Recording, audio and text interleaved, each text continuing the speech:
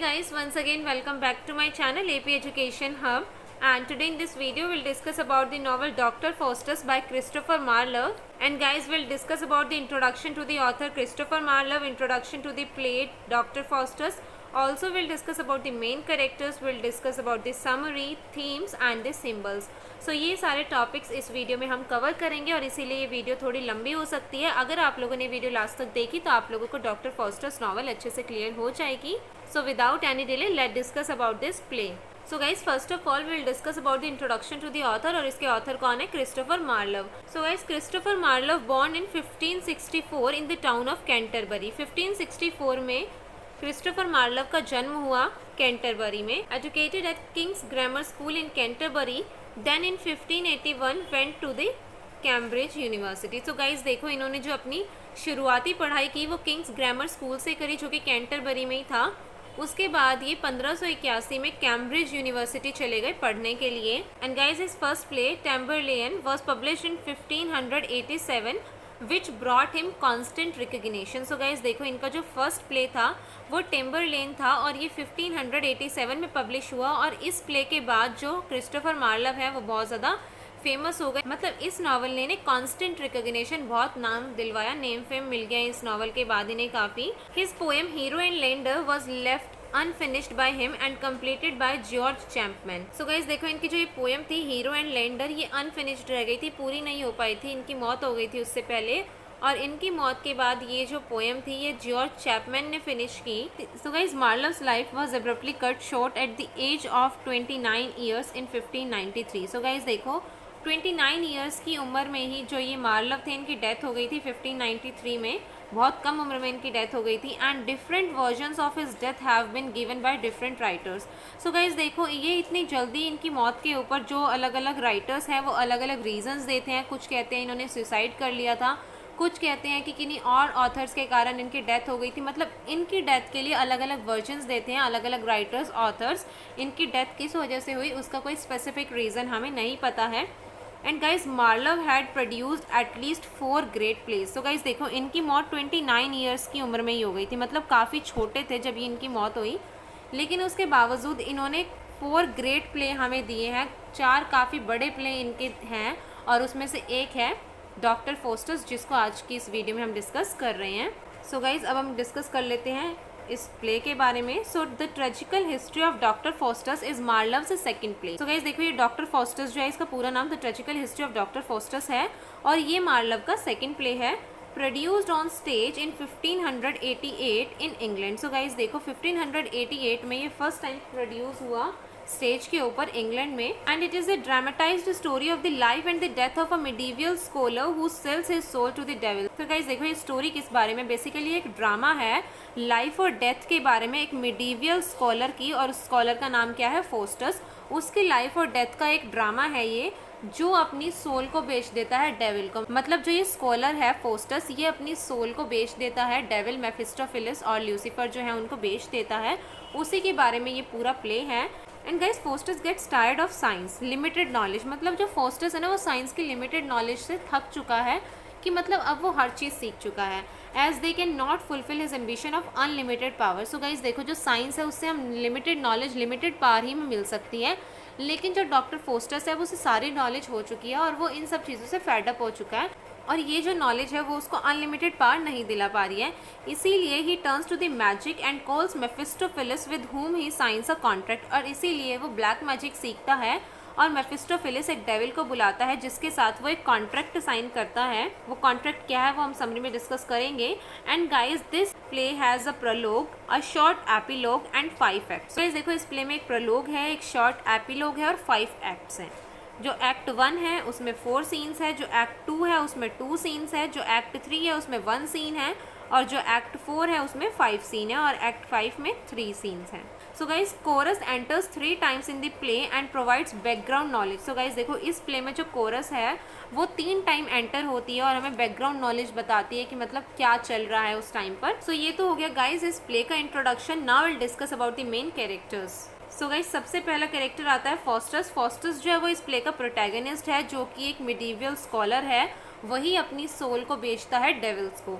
Then वॉल्डस और Cornelius जो है ये डॉक्टर फॉस्टस इसके फ्रेंड हैं और ये दोनों मैजिशियन हैं और यही दोनों फॉस्टस को बोलते हैं कि हाँ तुम ब्लैक मैजिक सीख सकते हो, मैजिक तुम्हारी जो चाह है अनलिमिटेड पावर पाने की वो पूरा करने में हेल्प करेगी। देन वैगनर, जो ये वैगनर है ये डॉक्टर फॉस्टस का सर्वेंट है। देन क्लॉन, जो ये क्लॉन है ये वैगनर का सर्वेंट है और ये जो है कॉमिक रिलीफ बेसिकली हम ऑडियंस को प्रोवाइड करता है। जब हम act wise scene wise discuss करेंगे तो इसका मेन रोल हम समझ पाएंगे बिकॉज ये कंप्लीट समरी है, इसमें इतना ज़्यादा क्लोन की इंपॉर्टेंस नहीं है। देन रोबिन एंड राफ ये जो है ये गाइस ऑस्लर होते हैं। देन लूसीफर जो है वो प्रिंस ऑफ डेविल्स का राजा है, हेल का रूलर है, जो नर्क है जो हेल है उसका ये रूलर है। देन मेफिस्टोफिलिस जो है वो एक डेविल होता है और ल्यूसीफर का सर्वेंट है और यही फोस्टस से कॉन्ट्रैक्ट साइन कराता है और 24 ईयर्स के बाद जब ये कॉन्ट्रैक्ट खत्म हो जाता है फोस्टस की सॉल लेने के लिए भी यही आता है। देन गुड एंजल जो है गाइस ये एक स्पिरिट है जो फोस्टस को फोर्स करती है कि तुम रिपेंट करो और भगवान से माफ़ी मांगो और भगवान के पास वापस आ जाओ, रिटर्न टू द गॉड और ब्लैक मैजिक में इंडल्ज मत हो, मत पढ़ो ये सारी बुक्स। और जो एविल एंजल है वो भी एक स्पिरिट होती है और वो बेसिकली अपोजिट है गुड एंजल के। जो गुड एंजल कहती है उसकी अपोजिट वो कहती है। देखो गुड एंजल कहती है फोस्टस को कि गॉड के पास आ जाओ, जबकि जो एविल एंजल है वो फोस्टस को बोलती है कि नहीं तुम ब्लैक मैजिक पढ़ो, इस तरीके की चीज़ें में इंडल्ज हो।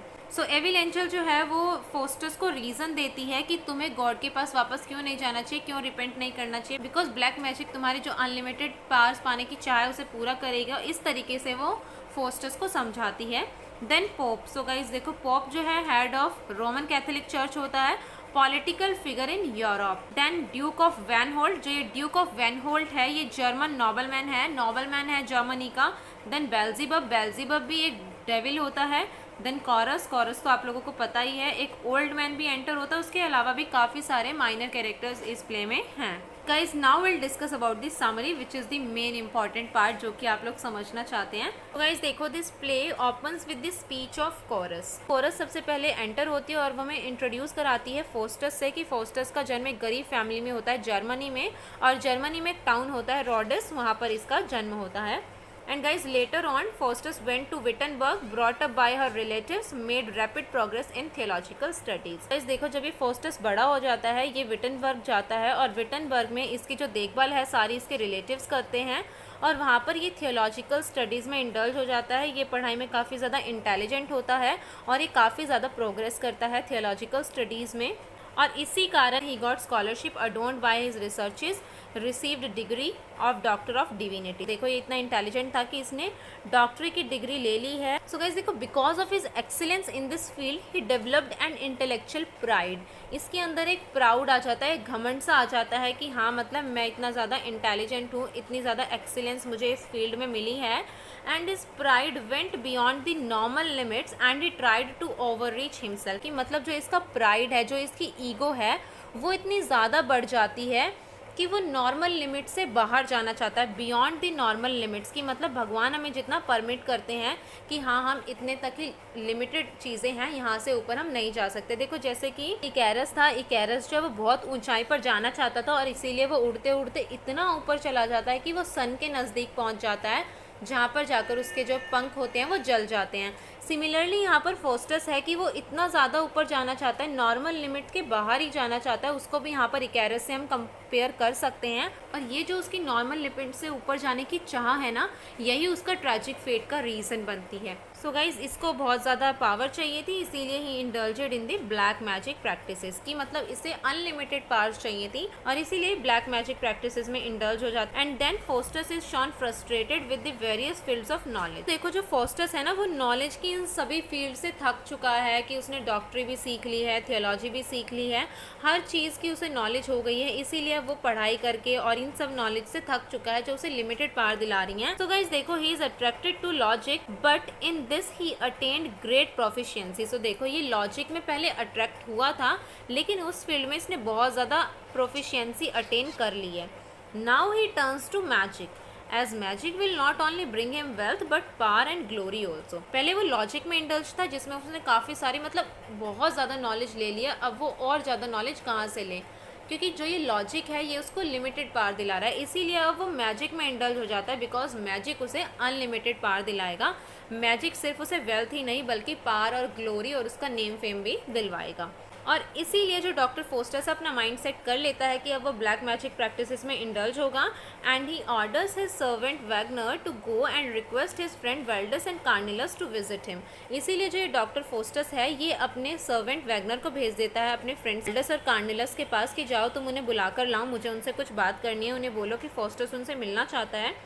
सो गाइज वैगनर गोज, वैगनर वहाँ से जब चला जाता है, then good angel and evil angel appear. उसके बाद ये गुड एंजल और एविल एंजल अपीयर होती हैं, एंड जो गुड एंजल है वो फोस्टर्स को बोलती है not read the books of magic, कि तुम मैजिक बुक्स मत पढ़ो but to study the scriptures, कि स्क्रिप्चर्स पढ़ो और गॉड में ध्यान लगाओ अपना सारा।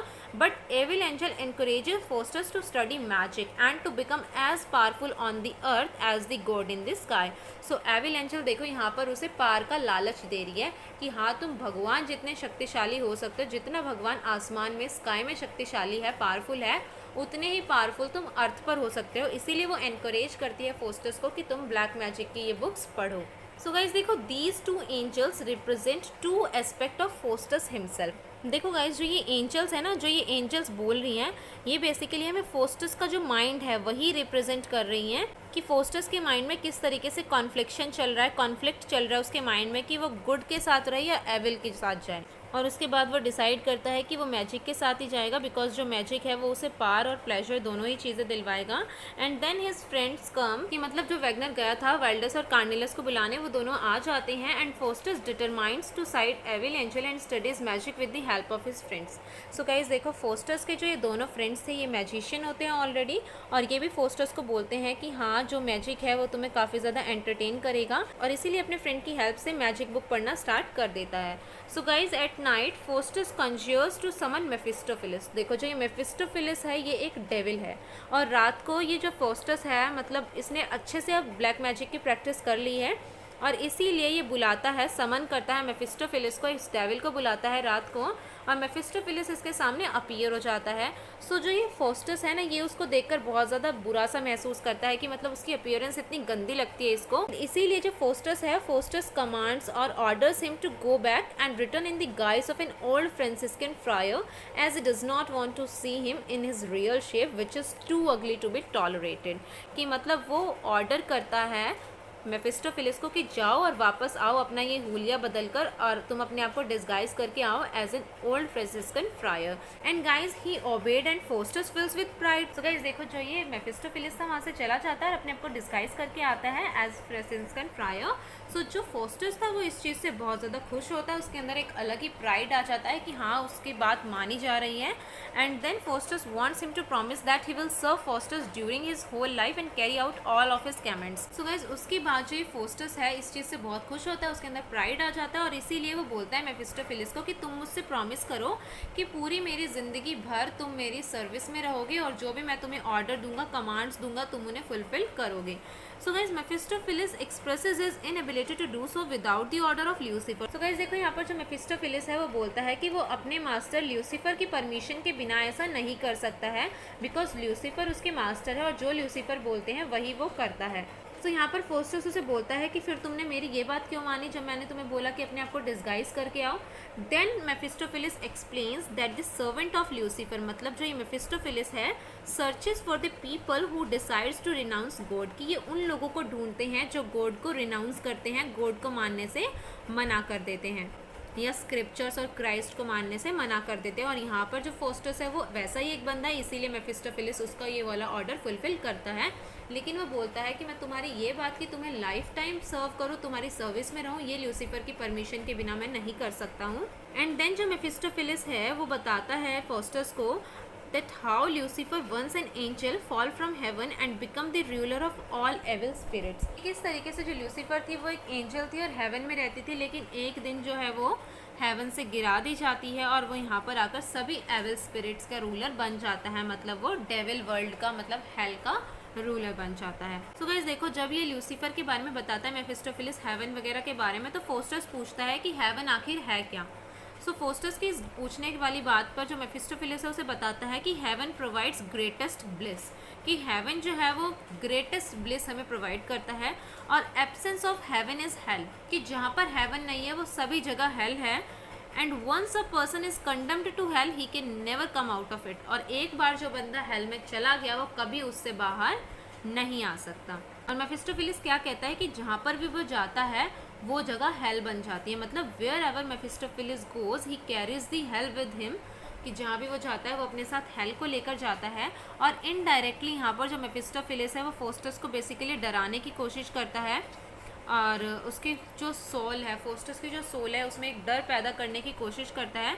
एंड देन गाइस जो फोस्टस है वो मेफिस्टोफिलिस को बोलता है कि ठीक है, तुम जाओ अपने मास्टर ल्यूसीफर के पास और उसको पूछ कर आओ कि मतलब मैं अपनी सोल तुम्हें सरेंडर करना चाहता हूँ एक कंडीशन पर। और वो कंडीशन क्या है कि मेफिस्टोफिलिस तुम मुझे पूरे 24 साल तक सर्व करोगे, मेरी सर्विस में रहोगे, जो भी मैं तुम्हें बोलूँगा वो सारी कमांड्स तुम फुलफिल करोगे, उसके बदले में 24 ईयर्स के बाद तुम्हें अपनी सोल दे दूंगा, मतलब 24 साल बाद तुम मेरी सोल को कहीं पर भी ले जाना, हेल में ले जाना, जो करना हो करना, लेकिन उससे पहले पूरे 24 साल तुम मेरी सर्विस में रहोगे, मेरी सारी डिमांड्स पूरी करोगे। सो गाइज देन मेफिस्टोफिलिस लीव, उसके बाद मेफिस्टोफिलिस जो है वो वहाँ से चला जाता है।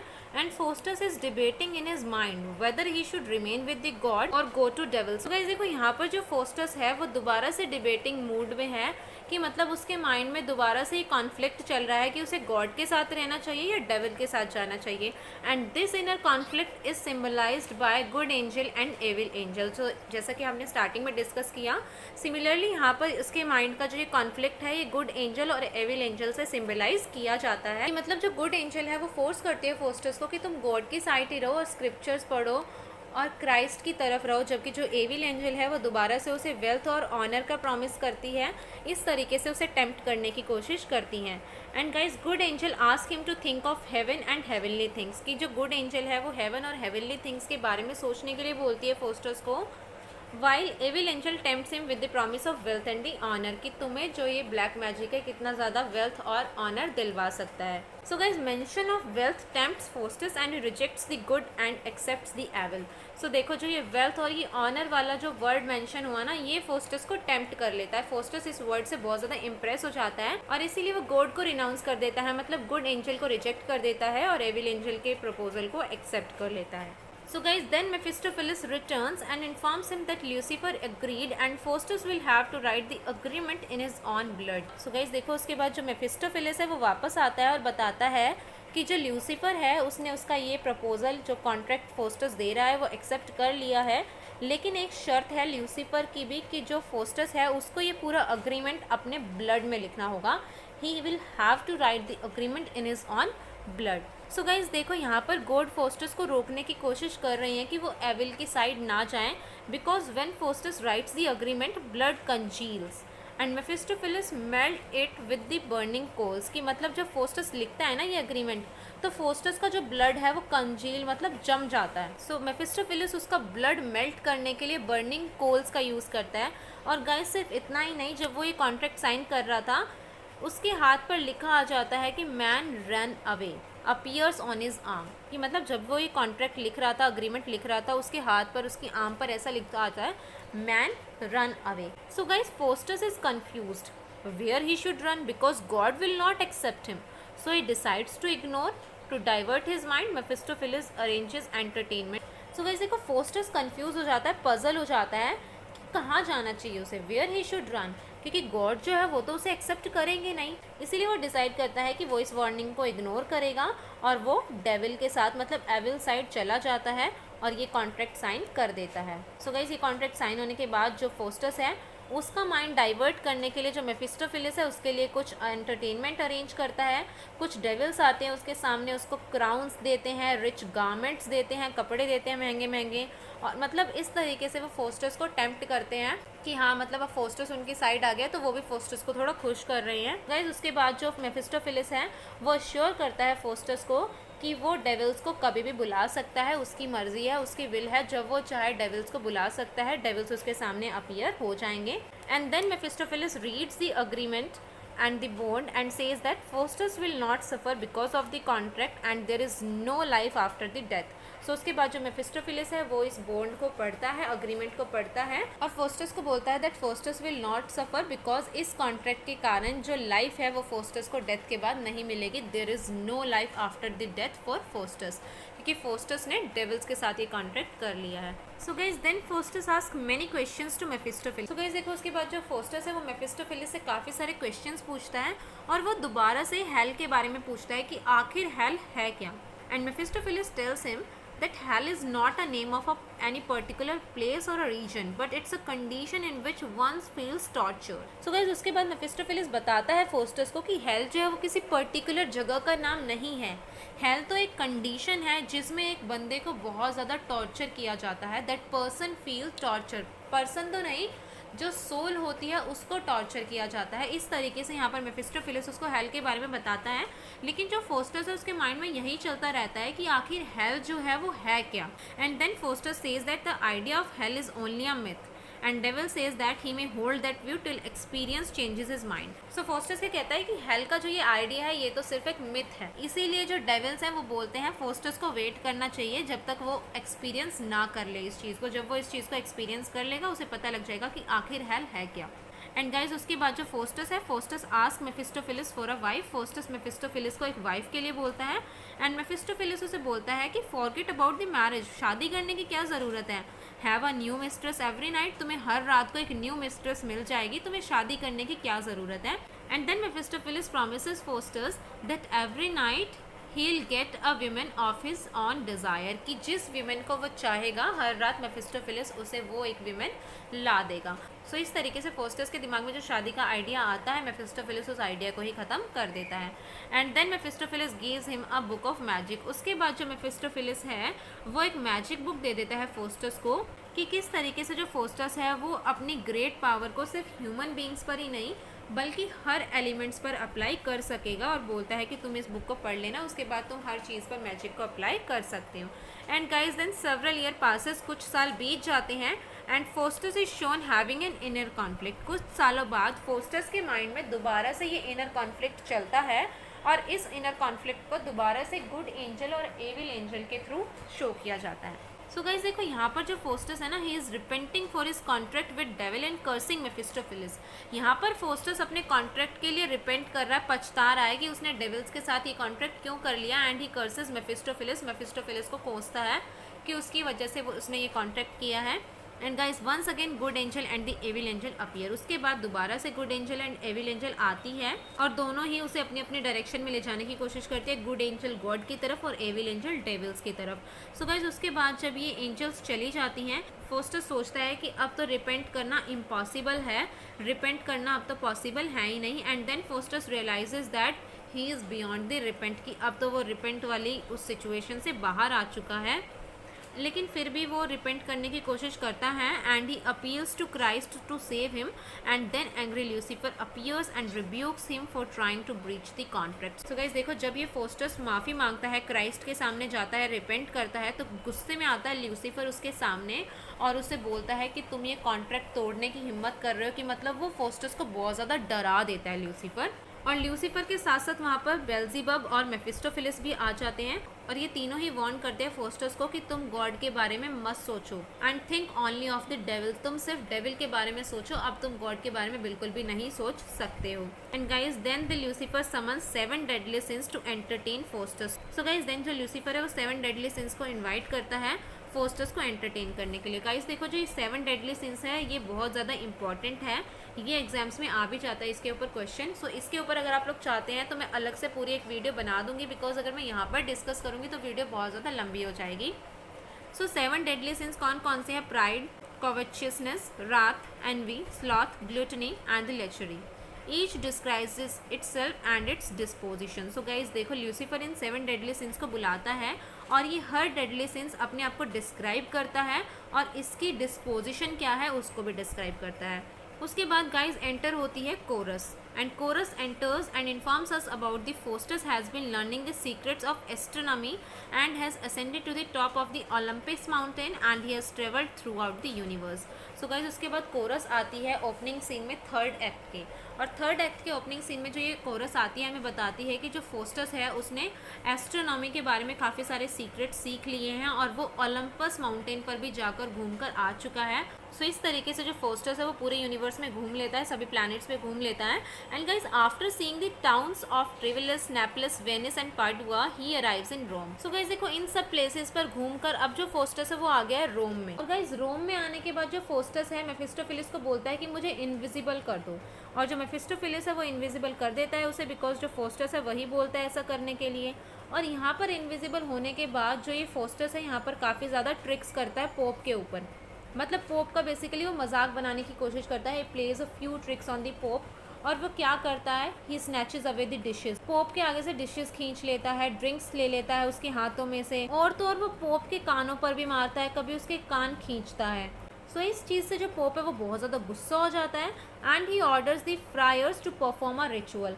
सो गाइस इस चीज़ से गुस्सा होकर जो पोप है वो अपने फ्रायर्स को ऑर्डर करता है कि तुम एक रिचुअल परफॉर्म करो, and they call down a curse on the sinner who has had the audacity to offend the pope. और वो जो फ्रायर्स हैं वो एक रिचुअल परफॉर्म करते हैं और कर्स करते हैं उस इंसान को, उस सिनर को जिसके अंदर इतनी हिम्मत आ गई कि वो पोप को ऑफेंड कर रहा है, पोप को गुस्सा दिला रहा है। सो गाइस फोस्टस को इस बात से बहुत ज़्यादा गुस्सा आ जाता है, फोस्टस इस बात से चिढ़ जाता है, and at the end of the ritual Mephistopheles and Faustus beat the friars. कि मतलब जो रिचुअल पोप फ्रायर्स के थ्रू परफॉर्म करवा रहा था वो रिचुअल जब ख़त्म होने वाला होता है तो फोस्टस और मेफिस्टोफिलिस दोनों ही इन सब फ्रायर्स के सर पर मारते हैं, हिट करते हैं इन्हें, and throws fire works among them, उनके बीच में कुछ पटाखे वटाखे फेंक देते हैं और उनको मारते पीटते हैं। ये सीन ये पोप के पैलेस में करके आते हैं। And guys then Faustus fame spreads far and wide. So guys इस तरीके से जो ये फोस्टस है इसका जो फेम है, इसका जो नाम है वो दूर दूर तक फैल जाता है, and he is invited by the emperor. तो गाइज देखो फोस्टस का फेम दूर दूर तक फैल जाता है और उसे बहुत लोग इन्वाइट करने लग जाते हैं। तो एक दिन फोस्टस को इन्वाइट करता है एम्परर, और जब ये फोस्टस इस एम्परर के पैलेस में जाता है तो ये एम्परर फोस्टस को बोलता है कि तुम मेरे सामने अलेक्जेंडर द ग्रेट और उसकी जो ब्यूटीफुल मिस्ट्रेस थी थायस, उसकी स्पिरिट लेकर आओ, उसकी स्पिरिट को समन करो। सो गाइज इस एम्परर के कोर्ट में एक नाइट होता है, और ये जो नाइट है ये फोस्टस की पावर को अंडर एस्टिमेट करने की कोशिश करता है, और ये फोस्टस के बारे में बोलता है कि फोस्टस तो एक जगलर है, मतलब ऐसे ही मजाक वजाक करता है। तो गाइस फोस्टस इस बात से बहुत ज़्यादा चिढ़ जाता है कि नाइट उसका मजाक उड़ा रहा है, और वह नाइट को बोलता है कि वो नाइट के साथ जल्दी ही डील करेगा, he will soon deal with him for his insolence. की जिस तरीके से वो फोस्टस से बात कर रहा है ना ये नाइट, उसका बदला फोस्टस लेगा। सो गाइस फोस्टस मेफिस्टोफिलिस को बोलता है अलेक्जेंडर द ग्रेट और उसकी ब्यूटीफुल मिस्ट्रेस थाइस की स्पिरिट्स लाने के लिए, और जो ये मेफिस्टोफिलिस है ऐसा कर देता है फोस्टस के बोलने के बाद। तो इस बात से जो ये एम्परर होता है इस वंडर स्ट्रक, ये एक तरीके से चौंक जाता है उन दोनों को देखकर, और वो क्या कहता है that they are not the spirits but the true substantial bodies of those two deceased princes. तो गाइज एम्परर ये बोलता है और उसके बाद जो स्पिरिट्स थी वो वहाँ से चली जाती हैं। देन जो फोस्टस है वो अपना बदला लेने के लिए जाता है नाइट के पास, और उसकी लिटिल फाइट हो जाती है नाइट के साथ, और जो ये फोस्टस है फोस्टस उसके सर पर 2 सींग उगा देता है अपने मैजिक के थ्रू, काले जादू के थ्रू। जो ये फोस्टस है इस नाइट के सर पर 2 सींग उगा देता है, और उसके बाद जो ये नाइट है वो फोस्टस को बोलता है कि तुम मेरे सर से ये सींग हटा दो, लेकिन फोस्टस नहीं हटाता है। लेकिन फिर जो एम्परर है वो भी नाइट के बिहाफ पर प्लीड करता है फोस्टस से कि तुम हटा दो, ये सींग रिमूव कर दो, और उसके बाद जो फोस्टस है वो हटा देता है उन सींगों को और वार्न करता है नाइट को कि स्कॉलर्स लोगों के साथ आगे से रिस्पेक्टफुली पेश आना, स्कॉलर्स लोगों के साथ इस तरीके से बात मत करना। सो गाइज ये सीन हो जाता है, and near the end of 24 years Faustus come back to the Wittenberg. So guys देखो उसके बाद सीन दिखाया जाता है कि 24 साल पूरे होने वाले हैं, थोड़ा ही टाइम बचा है, और फोस्टस जो है वो विटनबर्ग में वापस आ जाता है जो कि इसका ओरिजिनल प्लेस था स्टार्टिंग से ही। And then his servant Wagner realises that the end of his master is closed but puzzled too. So guys देखो उसके बाद जो फोस्टस का सर्वेंट होता है वैगनर, इसे रियलाइज़ होता है कि इसके मास्टर्स फोस्टस का अंत जो है वो करीब आ गया है, एंड बहुत नज़दीक आ गया है, बिकॉज फोस्टस ने अपनी सारी प्रॉपर्टी वैगनर के नाम कर दी थी, वैगनर को दे दी थी। बट वैगनर जो है वो पजल्ड भी होता है, और वो पजल्ड क्यों होता है, वो कंफ्यूज क्यों होता है, बिकॉज जो फोस्टस है उसे पता है कि मैं बहुत जल्दी मरने वाला हूँ, उसके बाद भी वो अच्छे अच्छे खाने खा रहा है, feasting, drinking, merry making enjoy कर रहा है। तो इस चीज़ से जो वैगनर है वो पजल्ड है कि उसे पता है मैं मरने वाला हूँ फोस्टस को, फिर भी वो इन्जॉय कर रहा है। बड़ा अजीब आदमी है। And then an old man enters and scolds Faustus and ask him to repent. So guys देखो, उसके बाद एक ओल्ड मैन आता है, वो फोस्टर्स को डांटता है for his wicked and sinful way of life and for his alliance for the devil, कि फोस्टर्स ने अपनी ज़िंदगी को क्या बना दिया और उसने डेविल्स के साथ जो ये अलाय बनाया था, ये बॉन्ड किया था, उसके लिए ये ओल्ड मैन डांटता है फोस्टर्स को और वो समझाता है फोस्टर्स को कि अभी भी टाइम है, तुम क्राइस्ट के पास जाओ, गॉड के पास जाओ, माफ़ी मांगो, seek the mercy from the Christ, क्योंकि सिर्फ एक वही है जो तुम्हें माफ़ कर सकते हैं। But guys fosters finds that repentance is impossible, because उसके बाद वहाँ पर मेफिस्टोफिलिस भी आ जाता है और मेफिस्टोफिलिस उसे डराता है, धमकाता है, उसे धमकियाँ देता है that he will be tone two pieces, कि वो उसके टुकड़े टुकड़े कर देगा, इस तरीके से मेफिस्टोफिलिस बोलता है उसको। एंड गाइज देन मेफिस्टोफिलिस से फोस्टर्स क्या बोलता है, टू रिन्यू द कॉन्ट्रैक्ट, कि क्या हम इस कॉन्ट्रैक्ट को दोबारा से रिन्यू नहीं कर सकते हैं, मैं इसको अपने ब्लड में दोबारा से लिखने के लिए तैयार हूँ। And then says that he should torture old man who advises him. So guys देखो, उसके बाद जो मेफिस्टोफिलिस है, जब फोस्टर्स उसको बोलता है ये बॉन्ड रिन्यू करने के लिए कि फोस्टर्स अपने ब्लड में इसको दोबारा लिखने के लिए तैयार है, तो मेफिस्टोफिलिस उस पर गुस्सा करता है, उसे डराता है, धमकियाँ देता है और उसके बाद ये जो फोस्टर्स है वो बोलता है कि मुझे मत डांटो, बल्कि तुम उस ओल्ड मैन को टॉर्चर करो जो मुझे ये सारी एडवाइजेस दे रहा था। So guys Mephistopheles says that it's impossible for him because his faith in God is so great, और इसीलिए मेफिस्टोफिलिस उसे टच तक नहीं कर सकता, उसकी सोल को टच तक नहीं कर सकता। And then guys Faustus request Mephistopheles to bring him Helen the most beautiful women. So guys उसके बाद फोस्टर्स रिक्वेस्ट करता है मेफिस्टोफिलिस को कि हेलन को मेरे पास ले आओ। हेलन जो है गाइस वो मोस्ट ब्यूटीफुल वुमेन थी, उसके ऊपर ही वॉर भी हुआ था, ट्रोजन वॉर, अगर आप लोगों ने पढ़ा हो इलियड, वो पूरी फाइट जो थी वो ट्रोजन वॉर जो था वो पूरा हेलन की वजह से हुआ था। ये इतनी ज़्यादा ब्यूटीफुल थी कि इसने युद्ध करवा दिया था इतना बड़ा। अगर आप लोगों ने इलियड पढ़ी होगी तो आपको हेलन के बारे में ज़रूर पता होगा। सो गाइस इसीलिए फोस्टर्स रिक्वेस्ट करता है मेफिस्टोफिलिस से कि हेलन को ला दो मेरे सामने, so that I may get lost in the pleasure of making love to her, कि मतलब ताकि मैं उसके प्यार में खो जाऊँ। And guys Faustus finds, so guys उसके बाद जो मेफिस्टोफिलिस है वो हेलन की स्पिरिट को ला देता है फोस्टर्स के सामने। And guys when Faustus finds him face to face with beautiful Helen, he goes into the state of ecstasy. He kisses her and thinks that the kiss has made him immortal. क्या सोचता है कि जो Helen को वो किस कर रहा है, ये किस उसे इमोर्टल बना देगी, कि मतलब वो कम्प्लीटली हेलन के प्यार में खो जाता है।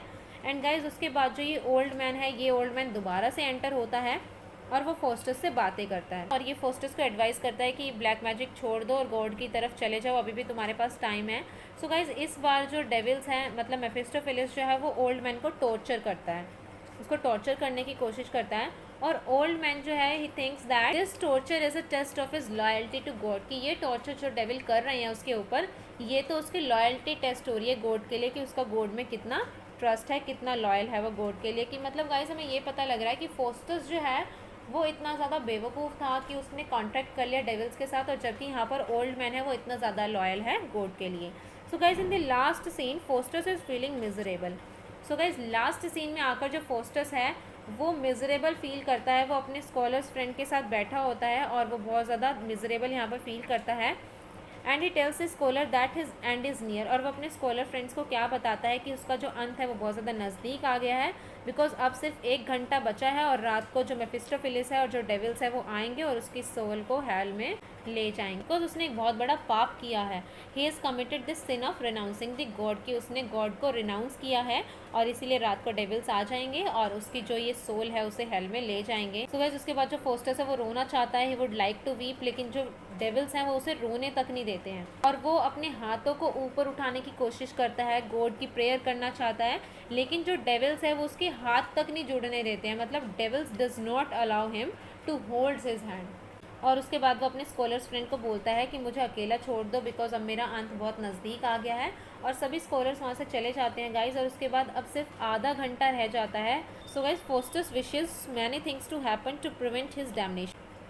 सो गाइस फोस्टर्स जो है वो कुछ ऐसी चीज़ें चाहता है कि हो जाए ताकि उसका ये डैमनेशन ना हो, कि प्लैनेट्स मूव करना बंद कर दें, सन शाइन करना बंद कर दे, जिसकी वजह से मिडनाइट होगी ही नहीं, इस तरीके की वो चीज़ें सोचता है। And he tries to think of God, but the moment he names God and Christ the devil begins to rend his heart. और वो भगवान का नाम लेना चाहता है, क्राइस्ट का नाम लेना चाहता है, लेकिन जैसे ही वो ये नाम लेता है डेविल्स उसके सामने आ जाते हैं, उसके दिल की धड़कन बढ़ा देते हैं, उसे डराने की कोशिश करते हैं। सो गाइस कुछ भी नहीं होता है, सब कुछ एज़ यूजुअल नॉर्मल चलता है और रात के 12 बजे डेविल्स आ जाते हैं, मेफिस्टोफिलिस आता है और फोस्टस की सोल को वो ले जाते हैं हेल में। So guys then chorus enters and refers to the tragic death of the man who was a great scholar once but he practiced more than the heavenly power permit। So guys उसके बाद stage पर coarse आती है और वो Faustus की tragic death के बारे में हमें बताती है। ट्रेजिक डेथ क्यों है गाइस? क्योंकि ये ट्रेजिडी है, ये एक ट्रैजिक नावल है कि जो फोस्टस है वो इनिशियली इतना बड़ा ग्रेट स्कॉलर था, लेकिन उसने उन चीज़ों को कोशिश की करने की जो हेवनली पावर परमिट ही नहीं करती हैं, और इसीलिए ये उसका ट्रैजिक फेट, उसकी ट्रैजिक डेथ बनकर आई। सो गाइस इस तरीके से जो ये प्ले है ख़त्म हो जाता है कि डेविल्स फोस्टस की सोल को ले जाते हैं। So guys now will discuss about the themes of this play. तो गाइस थीम्स डिस्कस कर लेते हैं। और गाइस अगर आप लोग चाहते हैं कि हम डॉक्टर फोस्टस को अच्छा डिटेल से डिस्कस करें, क्वेश्चंस आंसर्स इसके डिस्कस करें, या कोई और चीज़ आप चाहते हैं, तो आप लोग मुझे कमेंट बॉक्स में या मेरे इंस्टाग्राम और फेसबुक पेज पर मुझे सजेस्ट कर सकते हैं कि हमें किस बारे में डिस्कस करना चाहिए। दे दूँगी फेसबुक पेज और इंस्टाग्राम दोनों के डिस्क्रिप्शन बॉक्स में, सो आप लोग मुझे वहाँ फॉलो कर सकते हैं। सो गाइस सबसे पहली जो थीम है इसकी है sin, contrary to the will of God, contract with Lucifer and disobeys God. So guys देखो सिन क्या है? पाप। कि जो फोस्टस है वो गॉड को रेनाउंस कर देता है, भगवान को नकार देता है और ल्यूसीफर के साथ एक कॉन्ट्रैक्ट कर लेता है। मेफिस्टोफिलिस डेविल को बुलाता है, भगवान को ना मानकर डेविल को मानना स्टार्ट कर देता है, मैजिक बुक्स पढ़ता है, स्क्रिप्चर्स को पढ़ना बंद कर देता है और गॉड को डिसऑबे करता है। हेल में जाने के सारे काम कर दिए उसने यहाँ पर। इसीलिए जो सिन है वो इस प्ले की एक मेन इंपॉर्टेंट थीम है। और अगर आप लोग चाहते हैं कि हम पूरा थीम्स को भी डिटेल में डिस्कस करें तो आप लोग मुझे कमेंट बॉक्स में बता सकते हैं। अगर मैं यहाँ पर डिस्कस करूँगी पूरा डिटेल में तो ये बहुत बड़ी वीडियो हो जाएगी। एंड गाइस सेकंड थीम है conflict between medieval and the Renaissance values. So guys देखो मिडीवियल टाइम था ना, उसमें गॉड को सेंटर में प्लेस किया गया था कि मतलब भगवान ही सब कुछ है, भगवान को मेन माना गया था, भगवान को सेंटर में रखा जाता था। लेकिन एनलाइटनमेंट के बाद जब ये रिनेसांस वैल्यूज़ आई, ये एम्फसाइज करती हैं ऑन एन इंडिविजुअल। देखो जो मिडीवियल वैल्यूज़ थी वो गॉड को ज़्यादा इंपॉर्टेंस देती थी, गॉड को सेंटर में प्लेस करती थी, जबकि रिनेसांस वैल्यूज़ जो है वो एक इंडिविजुअल पर ज़्यादा एम्फेसाइज करती हैं। और वो हमने यहाँ पर देखा भी कि जो गुड एंजल है वो फोस्टस को बार बार समझाती है कि गॉड के साथ ही रहो, गॉड को ही अपना सेंटर रखो, और जबकि जो एविल एंजल है वो उसको हेल की तरफ ले जाती है। और फोस्टस की यहाँ पर रिनेसांस वैल्यू से दिखाई गई है कि उसने गॉड को नकार कर इंडिविजुअल चीज़ पर फोकस किया, अपने आप पर फोकस किया। Then fate versus free will. So guys देखो फेट जो किस्मत डिसाइडेड है और जो विल है वो हम जो करना चाहते हैं वो। Faustus chooses his own path. Faustus ने अपना पाथ खुद चुना कि वो डेविल्स के साथ गया। Deals with Lucifer when he wants to repent, it's too late. So guys देखो फोस्टस की ये विल थी कि वो डेविल्स के साथ जाता है, कॉन्ट्रैक्ट करता है ल्यूसीफर के साथ। सो फेट भी कब तक साथ देगा जब उसने विल ही अपनी ऐसी बना लिया कि वैसे काम कर रहा है, और उसके बाद जब वो रिपेंट करना चाहता है तो टाइम बहुत आगे आ जाता है, वो रिपेंट करना पॉसिबल ही नहीं होता है उस टाइम पर। Then knowledge and power. So guys देखो फोस्टस जो है वो हाईली एजुकेटेड होता है but fed up with the limited powers. उसके पास नॉलेज बहुत है लेकिन वो लिमिटेड पावर्स नहीं, अनलिमिटेड पावर्स चाहता था। तो गाइज ये तो हो गई themes. Now will discuss about the symbols which is the last topic. So guys देखो सिंबल मतलब किस चीज़ से सिंबलाइज्ड किया गया है, किन किन चीज़ों को ऐसे दिखाया गया है कि वो किसी चीज़ को सिंबलाइज कर रही है। तो सबसे पहले आता है good angel and the evil angel. Good angel symbolize करती है गॉड को और फोस्टस को एनकरेज करती है कि तुम ये साइन मत करो कॉन्ट्रैक्ट डेविल्स के साथ, और जबकि जो एविल एंजल्स है वो बोलती है कि मैजिक बुक्स पढ़ो और पावर्स के बारे में सोचो, जबकि गुड एंजल्स उसे बोलती है स्क्रिप्चर्स पढ़ो, गॉड के बारे में सोचो। सो इस तरीके से जो गुड एंजल है वो गॉड के बारे में सोचने के लिए बोलती है, गॉड को और अच्छी चीज़ों को सिंबलाइज करती है, जबकि जो एविल एंजल है वो डेविल्स को सिंबलाइज करती है यहाँ पर। Then blood. सो गाइस देखो फोस्टस जो है कॉन्ट्रैक्ट पूरा अपने ब्लड में लिखता है, अपने ब्लड में साइन करता है, और उसका ब्लड इवन कंजील भी हो जाता है, तो ये भी इस प्ले का एक मेन सिंबल है। देन 7 डेडली सिंस, ये तो सबसे इंपॉर्टेंट सिंबल है। Lucifer entertain Faustus by calling up them, उनको बुलाता है ल्यूसीफर 7 डेडली सिंस को, हमने डिस्कस किया था अभी। सो गाइस इस तरीके से जो ये प्ले है डॉक्टर फोस्टस, ये यहीं पर एंड हो जाता है। सो गाइज आई होप आप लोगों को ये प्ले डॉक्टर फोस्टस अब अच्छे से क्लियर हो गया होगा। मैंने कोशिश की है कि मैं एक एक चीज़ को अच्छे से समझा पाऊँ। सो अगर आप लोगों को ये वीडियो अच्छे से क्लियर हो गई हो तो आप लोग मुझे कमेंट बॉक्स में कमेंट करके ज़रूर बताएं, बिकॉज इसको बनाने में मुझे काफ़ी ज़्यादा टाइम भी लगा और आप लोगों ने बहुत रिक्वेस्ट भी की थी इसको बनाने की। सो अगर आप लोगों को कोई डाउट है then you guys can ask me in the comment box. Also you can contact my Instagram and इधर ऑन माई फेसबुक पेज। मैं दोनों ही चीज़ों के लिंक डिस्क्रिप्शन बॉक्स में दे दूँगी। सो गाइस आप लोग मुझे फेसबुक पेज और इंस्टाग्राम पर ज़रूर फॉलो कर लें। आपकी कोई भी क्वेरी है या आप चाहते हैं किसी और नॉवल के बारे में हम डिस्कस करें तो वो आप लोग मुझे इंस्टाग्राम पर सजेस्ट कर सकते हैं। एंड आई होप आप लोगों को ये वीडियो पसंद आई होगी। अगर वीडियो पसंद आई हो तो लाइक ज़रूर कर दें, आप लोग लाइक नहीं करते हैं। और कमेंट करके बताएं कैसी लगी, अपने फ्रेंड्स के साथ शेयर करें। और गाइस मेरे चैनल को सब्सक्राइब करके बेल आइकन ज़रूर दबा दें। आप सब्सक्राइब करते हैं मुझे एक मोटिवेशन मिलता है कि हाँ मुझे और वीडियोज़ बनानी चाहिए। So do subscribe to my channel and do press the bell icon. So मिलते हैं नेक्स्ट वीडियो में एक नए टॉपिक के साथ, एक नई नॉवल के साथ। So thank you.